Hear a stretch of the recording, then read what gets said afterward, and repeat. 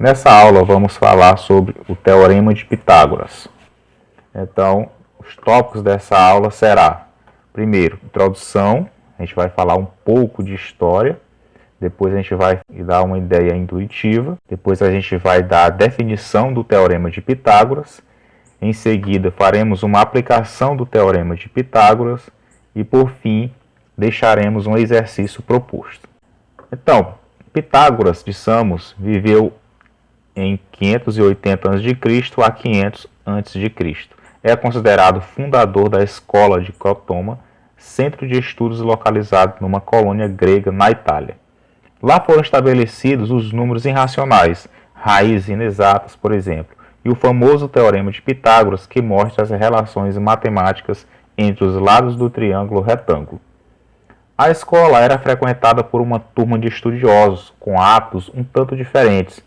Eram todos vegetarianos e cultuavam o silêncio e o anonimato. Para eles, os mais velhos eram sempre os mais sábios.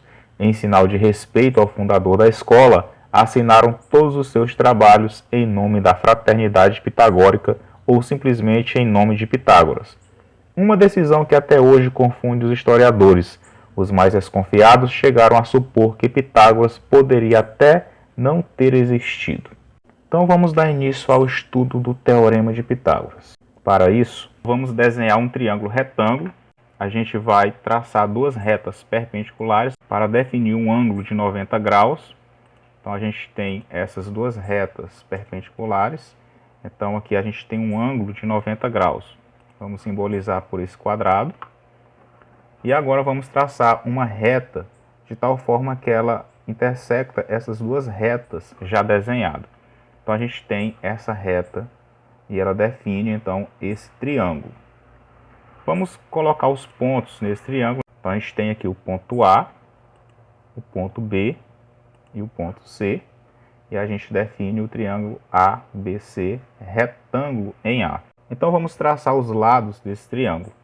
Primeiramente a gente tem o segmento AB, o segmento AC e o segmento BC. Então, pessoal, nesse triângulo aqui ABC, AB e AC é chamado de catetos.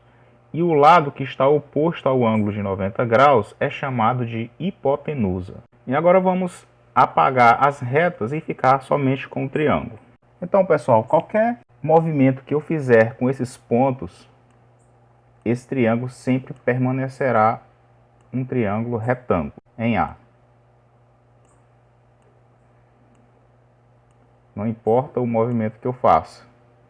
Veja que o triângulo sempre é retângulo. O próximo passo que a gente vai fazer agora é desenhar quadrados sobre cada lado desse triângulo. Então a gente vai ter um quadrado localizado aqui, um quadrado aqui e um quadrado também sobre esse cateto. Para facilitar, vamos colocar esse triângulo no centro do plano cartesiano. Então vamos colocar o ponto A no centro, ponto B localizado aqui em 4 e o ponto C no 2. Vamos agora desenhar os quadrados sobre cada lado desse triângulo. Então, sobre a hipotenusa, a gente tem esse quadrado. Sobre o cateto de vermelho aqui, a gente tem esse outro quadrado. E sobre o cateto de azul, a gente tem esse outro quadrado. E novamente, pessoal, veja que eu movimentando esses pontos, a gente obtém novos quadrados.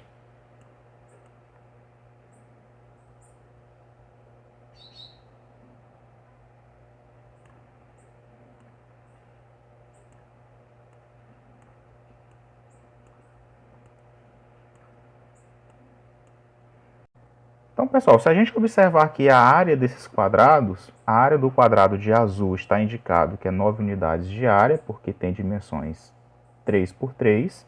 A área desse quadrado de vermelho é 4 unidades, porque tem dimensões 2 por 2. E agora o mais interessante é que se a gente somar a área desse quadrado de azul com esse quadrado, com a área desse quadrado vermelho, a gente tem 9 mais 4, são 13. E se a gente olhar agora a área desse quadrado, que está na cor magenta, a gente tem 13 unidades.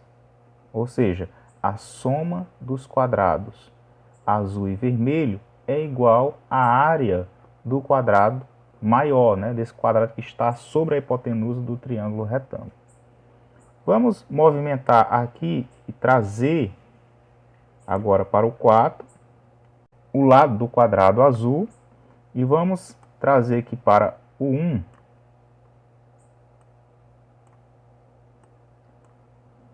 o quadrado vermelho.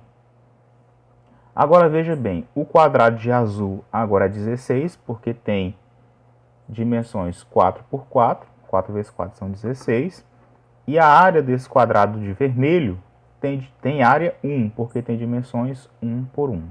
Se a gente somar essas duas áreas desses quadrados menores, a gente tem 16 mais 1 é 17, e se a gente observar a área do quadrado maior é 17, ou seja, a soma desses dois quadrados é igual à área do quadrado maior. E isso, pessoal, a gente pode observar para qualquer lugar que a gente movimentar essas figuras. Qualquer lugar que eu deixar, a área desses quadrados menores, a soma deles sempre será igual à área do quadrado maior. Olha só, nesse ponto que eu deixei aqui, a área de azul é 15,44, a área de vermelho é 2,64, e se a gente somar a área do quadrado vermelho com a área do quadrado azul, ou seja, 15,48 mais 2,64, é igual à área desse quadrado maior, que é 18,12 unidades de área.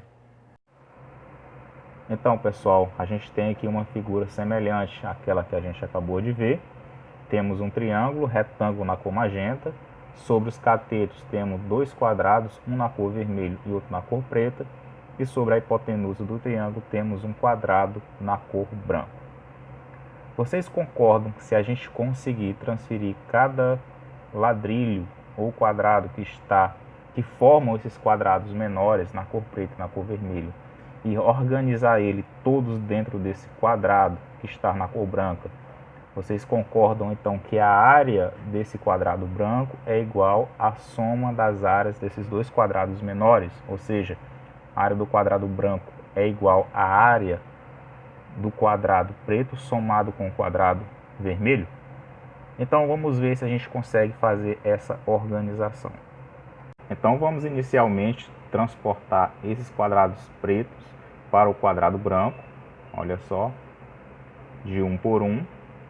E vamos ver se a gente consegue preencher todo esse quadro branco após a gente transferir esses quadrados que está de vermelho. Então veja bem, estamos transferindo de 1 por 1. Até agora está dando tudo certo. Veja que vai realmente coincidir o último quadrado preencher todo o quadrado branco. Vamos fazer agora o contrário. Vamos transferir todos esses quadrados menores que estão no quadrado branco de volta para seus devidos lugares. E veja que vamos preencher novamente os dois quadrados menores. O quadrado de vermelho acabamos de preencher, vamos agora preencher o outro quadrado. E novamente, pessoal, veja que conseguimos fazer o que queríamos. Então a gente consegue agora encontrar uma relação baseado nisso. Então vamos para a próxima parte da nossa aula. Então vamos trazer essa figura para aqui e vamos ver o que podemos encontrar.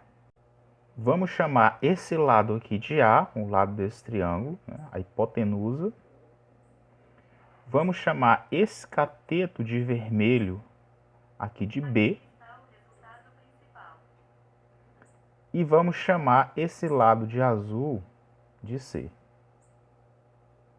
Olha só, pessoal. Se a área desse quadrado de magenta, que está na cor magenta, ele tem dimensões A por A, já que é um quadrado, quem é a área desse quadrado maior? Então, a área dele é igual ao lado ao quadrado, ou seja, A ao quadrado. o lado desse vermelho, que tem dimensões b por b, a área é b ao quadrado. E a área desse de azul, como tem dimensão c por c, a área dele é c ao quadrado.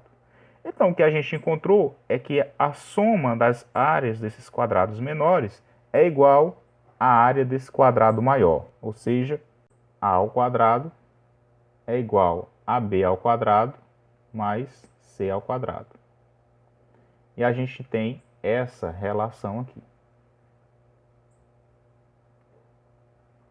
onde A é a dimensão da hipotenusa do triângulo retângulo e B é a medida de um dos catetos e C é a medida de outro cateto. Com base nessa informação, pessoal, então podemos enunciar o teorema de Pitágoras. Em todo triângulo retângulo, o quadrado da medida da hipotenusa é igual à soma do quadrado das medidas dos catetos, que é essa relação aqui que a gente encontrou. A ao quadrado é igual a b ao quadrado mais c ao quadrado. Então vamos tentar aprender na prática como aplicar esse teorema nas resoluções de problemas. Um garoto observa uma coruja no alto de um poste de 8 metros de altura. A sombra projetada desse poste no chão possui comprimento de 6 metros naquele horário, e o garoto está parado no final da sombra. Sabendo que o poste forma um ângulo de 90 graus com o solo, qual é a distância do garoto até a coruja? Então, pessoal, vamos desenhar a situação que o problema propõe. Então, a gente tem aqui o poste com a coruja e a gente tem aqui o garoto. E a gente tem a sombra desse poste e o garoto aqui no final dessa sombra. Então, vamos ler mais uma vez a questão e escrevendo os dados nessa imagem. Então, o garoto observa uma coruja no alto de um poste de 8 metros de altura. Então, esse poste aqui ele tem 8 metros de altura. Então, vamos escrever aqui 8 metros. Então, vamos continuar. A sombra projetada desse poste no chão possui comprimento de 6 metros. Então, essa sombra ela tem comprimento de 6 metros. Vamos escrever aqui 6. Sabendo que o poste forma um ângulo de 90 graus com o solo, então aqui forma um ângulo de 90 graus, vamos representar esse ângulo de 90 graus. Ele quer saber qual é a distância do garoto até a coruja, ou seja, essa distância que o garoto está até aonde se localiza a coruja. Portanto, a gente tem esse segmento que parte do garoto e vai até a coruja. E ele quer saber essa distância. Vamos escrever aqui um X para representar a distância do garoto até a coruja. Então, pessoal, perceba que aqui a gente tem então um triângulo retângulo, não é? Onde a gente tem aqui esse ponto onde a coruja está e o ponto onde o garoto está. Se a gente dá nomes, esse ponto chamar de A, o ponto onde o garoto está chamar de B e o ponto onde a coruja está chamar de C, a gente tem um triângulo retângulo ABC, retângulo em A. Então, pelo que a gente aprendeu, o quadrado da hipotenusa é igual à soma do quadrado dos catetos do triângulo retângulo. Então, se a hipotenusa tem dimensão x, então x ao quadrado é igual à soma do quadrado dos catetos. Então, a gente tem um cateto aqui, ó, medindo 6. Então, é 6 ao quadrado. E a gente tem outro cateto medindo 8. Então, é 8 ao quadrado. Pela relação, né, de Pitágoras, a gente pode escrever essa equação. X ao quadrado é igual a 6 ao quadrado mais 8 ao quadrado. E a gente quer descobrir esse valor aqui de x. Então, resolvendo essa equação, a gente tem que x ao quadrado é igual a 6 ao quadrado, é 6 vezes 6, mais 8 ao quadrado é 8 vezes 8. Então, x ao quadrado é igual a 6 vezes 6 é 36, mais 8 vezes 8, 64. Portanto, o que a gente encontra é que x ao quadrado é igual a 36 mais 64. E 36 mais 64 é 100. Como x está ao quadrado, então a gente tem que x vai ser igual a raiz quadrada de 100. O que a gente encontra é que x é igual a raiz quadrada de 100 é 10. Agora veja que a questão dá em metros, 8 metros e 6 metros. Então x também está em metros. Então a gente tem x igual a 10 metros. A distância do garoto até a coruja é de 10 metros. Então, pessoal, esse é um exercício onde a gente aplica o teorema de Pitágoras. Bem fácil, bem tranquilo, basta a gente observar a situação. Se essa situação a gente pode desenhar um triângulo retângulo, então fica fácil, basta aplicar o teorema de Pitágoras e encontrar as dimensões. Eu vou deixar um exercício para vocês tentarem fazer aplicando o teorema de Pitágoras. Então a gente tem a seguinte situação. Imagine que você está no ponto vermelho indicado na figura a seguir e pretende chegar a outro ponto sinalizado com I. Suponha que o ângulo formado pelas ruas destacadas seja 90 graus. Se você não seguisse o caminho tracejado e fosse possível chegar ao seu destino através de uma linha reta, quantos quilômetros você percorreria? Então a gente tem essa situação. Uma rua com 12 quilômetros de distância, outra rua com 5 quilômetros. E ele diz que esse ângulo é de 90 graus. Outra informação que ele disse é se você não seguisse o caminho tracejado, ou seja, esse caminho aqui, ó, partindo do ponto inicial até chegar no ponto I, ele exclui esse trajeto, ou seja, não quer que você ande por esse caminho tracejado, e sim quer que você ande por um caminho reto, saindo desse ponto até chegar no ponto I. Então a pergunta é, quantos quilômetros você percorreria? Então esse é um exercício que vocês vão tentar fazer, fica a cargo aí de vocês.